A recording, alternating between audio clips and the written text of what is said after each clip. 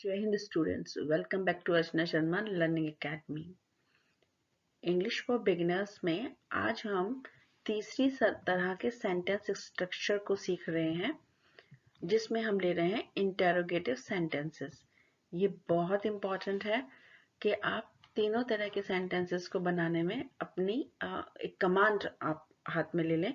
Affirmative हम आपको बता चुके हैं, निगेटिव की प्रैक्टिस हम कर चुके हैं। आज हम बात कर रहे हैं इंटेरोगेटिव सेंटेंसेस की।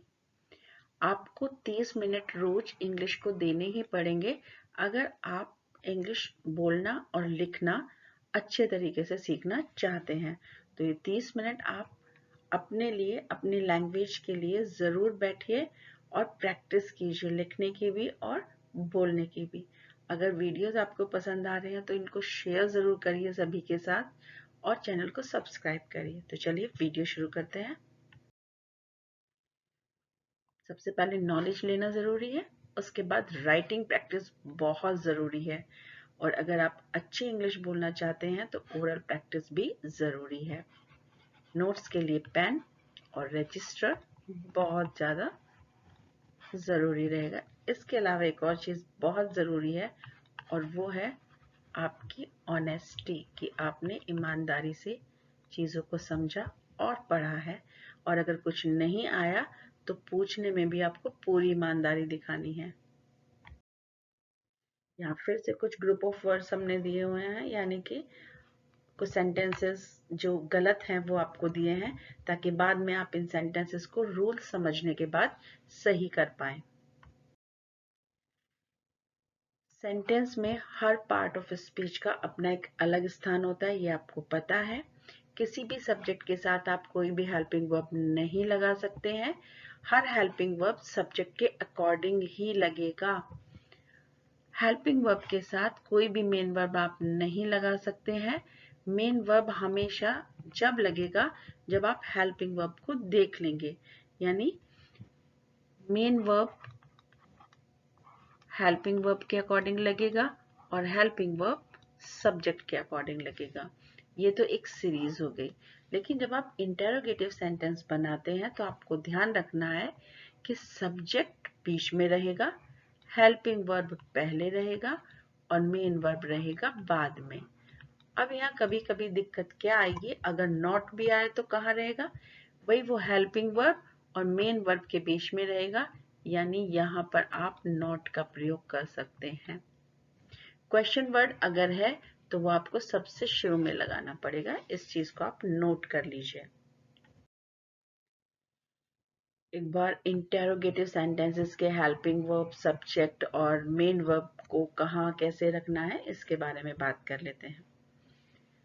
क्वेश्चंस WH फैमिली मेंबर्स या कोई और भी क्वेश्चंस हो सकते हैं, जैसे हाउ हो गया या अदर क्वेश्चंस, जो भी होंगे क्वेश्चंस, वो सारे के सारे वर्ड्स यहाँ पर दिए हुए हैं, आप उनका प्रयोग कर सकते हैं। हेल्पिंग वर्ब आपको पता है कि नेगेटिव सेंटेंस और इंटेरोगेटिव सेंटेंसेस के लिए सब्जेक्ट हमेशा बीच में आता है, तो हमने यहाँ पर सब्जेक्ट बीच में रख लिया है। इसके पहले हमने लगाया हुआ है हेल्पिंग वर्ब, और अगर नॉट लगाना है तो आप सब्जेक्ट के तुरंत बाद आप लगाएंगे इस नॉट को, और फिर वर्ब की फॉर्म्स किसके अकॉर्डिंग आएंगी? हेल्पिंग वर्ब के अकॉर्डिंग आएंगी। और ये हेल्पिंग वर्ब किसके अकॉर्डिंग लगेगा? सब्जेक्ट के अकॉर्डिंग। तो आप देख सकते हैं कि is are am was were will be, यानी वर्ब की जो टू बी फॉर्म है उसके साथ आईएनजी का प्रयोग होता है, टू हैव वर्ब्स के साथ थर्ड फॉर्म और टू डू वर्ब्स के साथ फर्स्ट फॉर्म का प्रयोग होता है।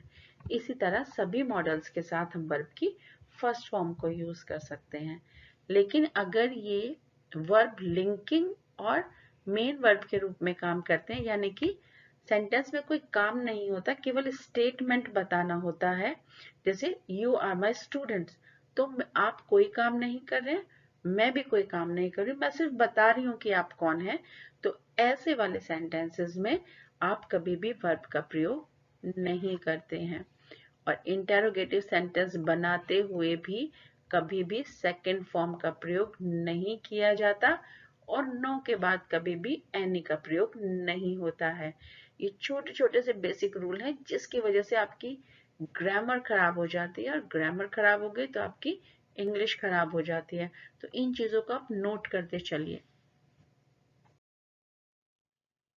एज यूजुअल अब हम प्रैक्टिस करेंगे कि किस तरीके से जो सेंटेंस यहाँ पर गलत लिखे हैं हम उनको सही कर पाए।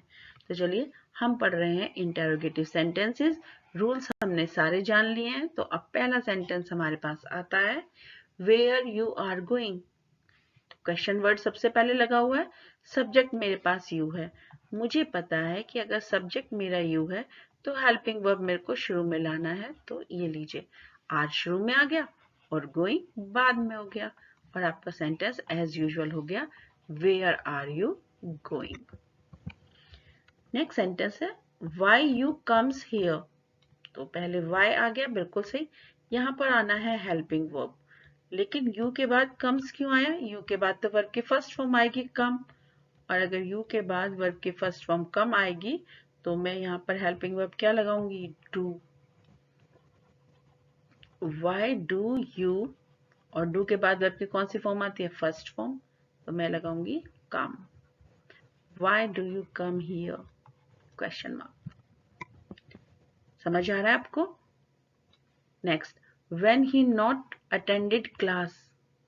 ओके, तो मैं स्टार्ट करती हूँ लिखना व्हेन। अब यहाँ अटेंडेड है तो इसका मतलब पास्ट टेंस है, और पास्ट की हेल्पिंग वर्ब क्या बनेगी? Did. Why did he not, और वर्ब के डिड के बाद वर्ब की कौन सी फॉर्म आती है? फर्स्ट फॉर्म, तो मैं यहाँ पर लगाऊंगी attend. Why did he not attend his class.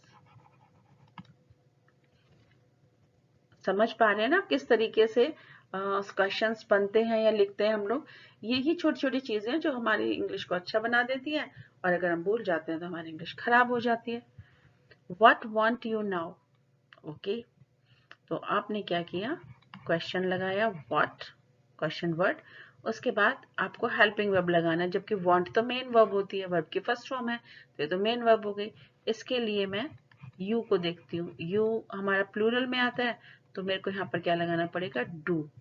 What do you, do के बाद वर्ब की फर्स्ट फॉर्म आएगी want now। What do you want now? इस तरीके से आप क्या करते हैं?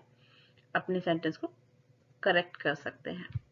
The next one is how we go to picnic. How, ठीक है। उसके बाद क्वेश्चन के बाद सीधा सब्जेक्ट तो नहीं आ सकता। आप जानते हैं कि क्वेश्चन वर्ड के बाद जब आप सब्जेक्ट को लिखते हैं तो उसके बीच में हेल्पिंग वर्ब आता है, और गो के लिए हेल्पिंग वर्ब क्या होगा? डू। वर्ब के फर्स्ट फॉर्म का जो हेल्प करता है वो कौन होता है? डू होता है। तो हाउ डू वी, वर्ब की फर्स्ट फॉर्म आएगी go to picnic. Next, who was not cleared the room yesterday? Sorry, it's cleaned. I'm sorry. Who was not cleaned the room yesterday? Who एक बहुत अलग case है, क्योंकि who subject ही होता है, तो हमें इस सेंटेंस को ऐसे ही लिखना पड़ता है। इसको अंडरलाइन कर लीजिए आप। who के बाद आप सब्जेक्ट का प्रयोग नहीं करते हैं, क्योंकि who अपने आप में सब्जेक्ट का क्वेश्चन होता है। तो who was not cleaned the room, was के साथ clean नहीं आता, ing फॉर्म लगेगी, तो हम लिखेंगे who was not cleaning the room yesterday। have I not a pen? ये सेंटेंस, इसको करेक्ट कर सकते हैं क्या? have I not a pen?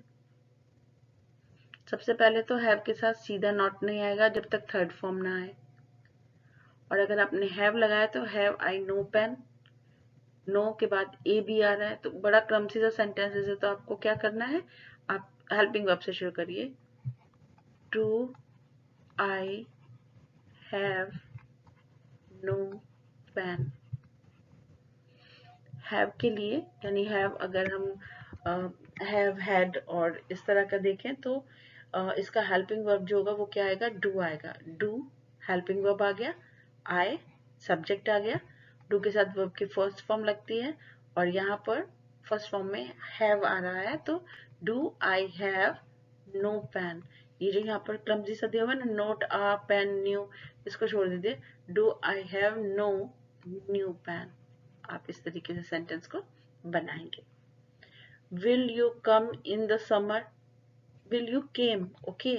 तो स्टार्टिंग किया है विल से, विल के बाद लगाया यू, लेकिन विल के बाद तो वर्ब की फर्स्ट फॉर्म आती है, तो यहाँ पर क्या आएगा, कम आएगा। तो will you not come in the seminar. इस तरीके से सेंटेंसेस करेक्ट हो जाएंगे। अब ये पूरी एक्सरसाइज हमने आपके लिए छोड़ी है, आपको ये सेंटेंसेस करेक्ट करके बताने हैं, और कोई भी प्रॉब्लम है कमेंट बॉक्स में आप हमें लिख सकते हैं। तो आज हम जिन वर्ब्स की फॉर्म्स को पढ़ेंगे वो वर्ब्स की फॉर्म हमने नीचे दी हुई है। फर्स्ट फॉर्म और सेकंड फॉर्म जनरली हम फाइनाइट वर्ब के रूप में यूज करते हैं, जबकि पास्ट पार्टिसिपल और प्रेजेंट पार्टिसिपल को हम नॉन फाइनाइट वर्ब के रूप में यूज करते हैं। असर्ट, दृढ़ता पूर्वक अपनी बात को कहना, असर्ट करना कहलाता है। असॉर्ट करना यानी कि डिवाइड करना, क्लासिफाई करना यानी कि वर्गीकरण करना, असॉर्ट करना कहलाता है। एस्टोनिश, सरप्राइज करना कहलाता है। अटैक करना यानी किसी के ऊपर हमला करना। अटेंड करना, किसी चीज में उपस्थित होना। अट्रैक्ट करना, किसी को अपनी ओर आकर्षित करना। ऑडिट करना, लेखा जोखा रखना। अवॉइड करना, किसी चीज को नजरअंदाज कर देना। अवेक करना, अवेक मीन्स जागना, और बैंग मीन्स बहुत तेजी से आवाज करना। तो वर्ब्स की फॉर्म्स आना आपको जरूरी है ताकि आप सेंटेंसेस को बना पाए। इनकी सेकेंड फॉर्म और थर्ड फॉर्म आपको याद रखनी पड़ेंगी, विद स्पेलिंग आपको इनकी आईएनजी फॉर्म भी याद करनी पड़ेंगी।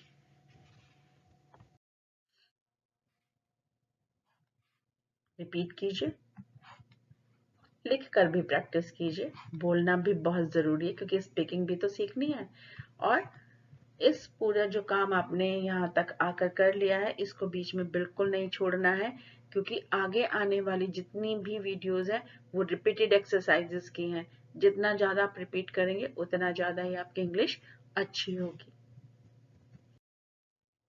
हमारे ब्लॉग पर आपको नोट्स मिल जाएंगे, आप हमारे ब्लॉग को विजिट कर सकते हैं।